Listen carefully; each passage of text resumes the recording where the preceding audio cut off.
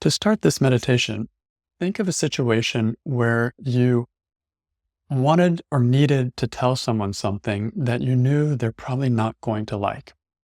Now, this situation could be something in the past where you actually did do that or wanted to do that and decided not to do it. Or it could be a situation that you're dealing with presently where you're thinking about saying something to someone and you know they're probably not going to like it. That's the situation. So take a second and find one for yourself.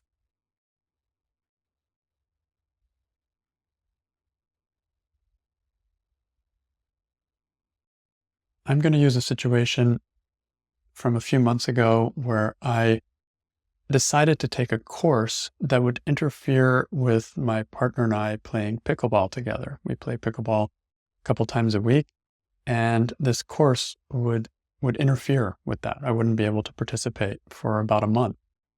And so, yeah, that's the situation. I know he's not going to like it, or I don't think he will. And I'm feeling this kind of stressful feeling. So what's a situation for you?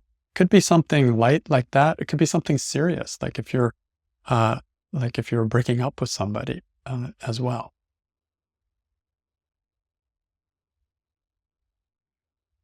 So once you have your situation, and if you need more time, you can just pause the recording and wait until you do have some time, till you have a situation. Once you have that situation, then we need to think about what is the stressful thought that we can question in this situation. Now, there may be many stressful thoughts, but let's think for a minute, what could be one that we could use here together to do the work of Byron Katie? As I sit with the situation that I'm thinking about, and I know it applies to other times when I've wanted to say something to someone and I knew they wouldn't like it, the thought that keeps coming up for me is I need them to be okay with it. So there may be other variations of that. I need them to I don't know. There may be other variations of that, but let's take that thought and apply it to each of our situations. So as you're listening, apply it to your situation. And if you can find that, if that's what you were thinking, then let's question that together. So I need them to be okay with me saying what I'm going to say, which they're probably not going to like. Sounds like an impossible? Well, no wonder it's stressful. So let's begin the process of questioning this thought. And the first question is it true? Is it true that you need them to be okay with it, what you're going to say? Just it's a yes or a no. So sit with it a minute and see what you find. Is it true you need them to be okay with it?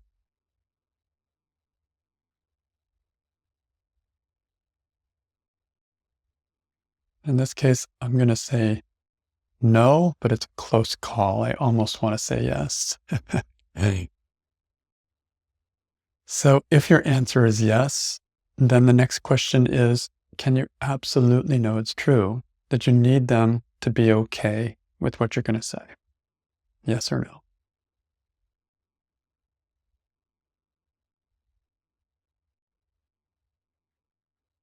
And you're answering from your honest experience here. So let that honest piece inside of you come up with its answer. Even if it's yes, that's okay. Just be honest with yourself. I need them to be okay with it. Can you absolutely know it's true?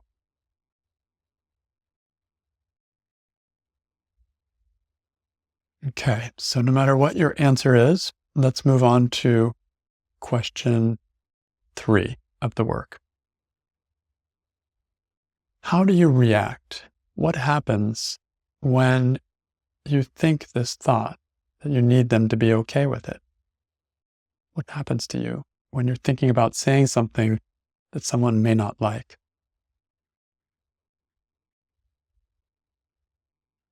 I know for myself, I immediately become nervous, almost shaky in my arms and torso, shoulders. How do you react? You need them to be okay with it. I see future images of my partner not being okay with it, being angry possibly, or being upset, or being hurt. And that stresses me. That makes me not want to say what I'm going to say.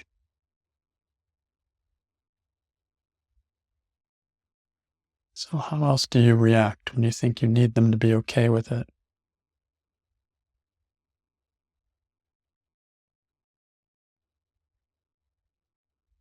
I notice I start thinking of other things I can do. I try to avoid having the conversation.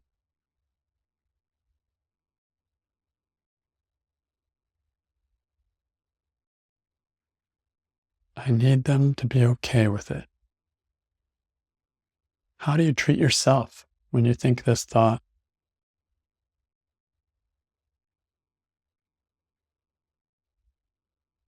I put myself second. God, I'll ask, I'll talk about this, I'll ask for what I want, but not if he's not going to be okay with it. So I treat myself like I'm not that important. And then I kind of am angry at myself for that a little bit as well.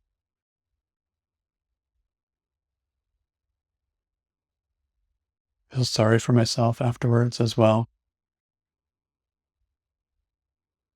I judge myself as weak in a way.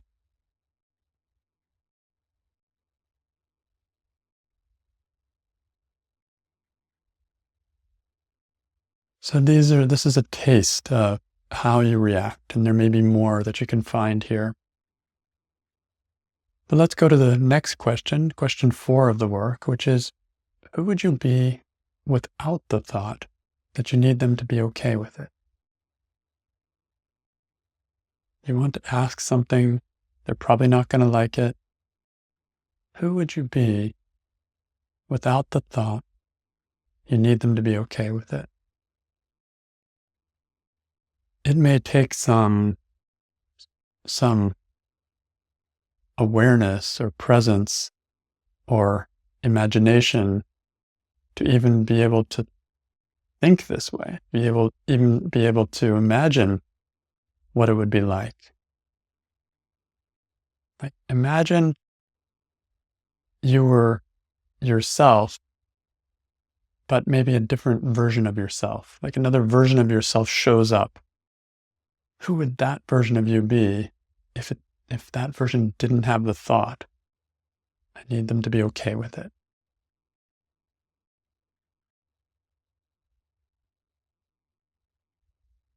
I notice a freedom coming in. There's a courage, there's a space. I'm more in touch with what moved me to want to say something in the first place.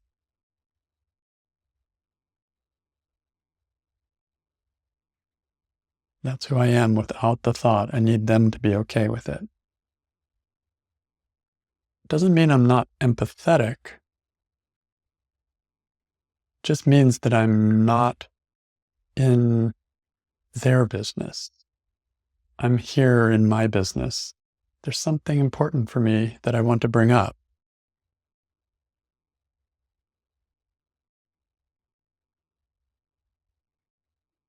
I'm more easygoing about the discussion. I'm more able to engage with it. I'm less afraid of it.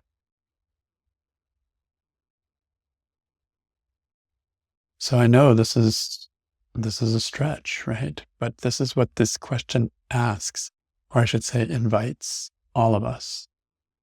Who would we be without our story, without our thought, without our need for the other person to be okay with it?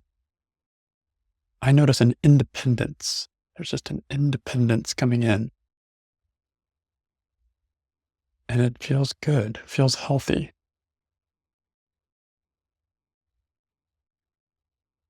So you can sit in this question as long as you like. Again, you can pause the recording and just be with this question. Who are you? Without the thought that you need them to be okay. I even can find compassion for the other person more without this thought. Like, I can see it's going to be hard for them. But I also am still aware of myself. So there's an independence there. So this is the effect of the thought. This thought, I need them to be okay with it, makes me tense, nervous, wanting to avoid the conversation. Without the thought, if I go really into my situation, I'm just having the conversation, mentioning it. This is what I'd like to do. And I won't be surprised if there's some kind of disappointment on the other side. So seeing the effect of one thought on the internal experience is what we've just done here. Let's try turning that thought around. I need them to be okay with it. Turnaround would be, I don't need them to be okay with it. Or maybe we'll start with the easier turnaround. I need me to be okay with it. So how can I be okay with it, with what I'm going to say? Well, in my case, it was a real clear desire. I wanted to take this course rather than play pickleball for that month. And so if I'm really in touch with what's okay about that for me, that I really wanted it, like my genuine desire, if I'm really in touch with that, then even if my partner isn't 100% okay or is disappointed, I'm okay with it. And I still can stand and be in myself there. There's like a level of integrity there, and it feels right. So I need me to be okay with it. Actually, more important than him being okay with it. How about you? How do you need you to be okay with it? Or we could say, how are you okay with it? Even if your partner, even if the other person, whoever it is you're talking to, is not 100% okay with it. How is it more important that you're okay with it? This shifts the balance back towards me. I was blind to me, focusing on him. And so everything depended on how he takes it.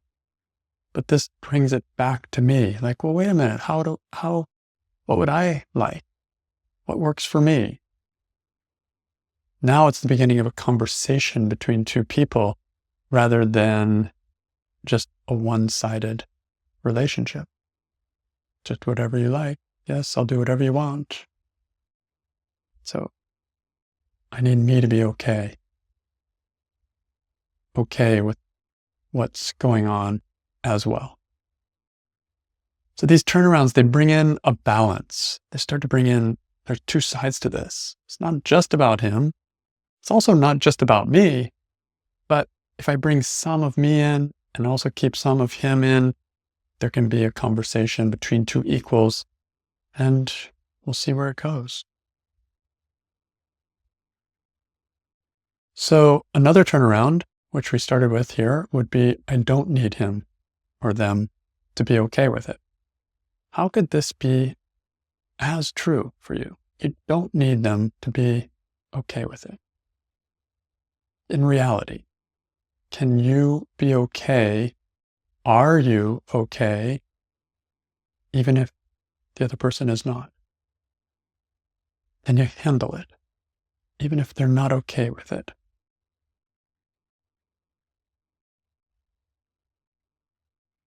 Like, what's the worst that could happen? They might get angry. maybe the worst that could happen is they could become violent, and that's something to keep in mind. So I'm not going to put myself in a situation like that. But if violence is not really what's going to happen, then the worst that may happen would be someone being disappointed or someone being angry, someone being upset. And how is that okay for me? That's the question. How could I deal with it? How could I be okay with it? For me, I know anger passes. I know disappointment passes. In fact, I can be understanding of that anger or that disappointment because it's understandable. If somebody doesn't give me what I want, I'm probably going to be a little upset about it.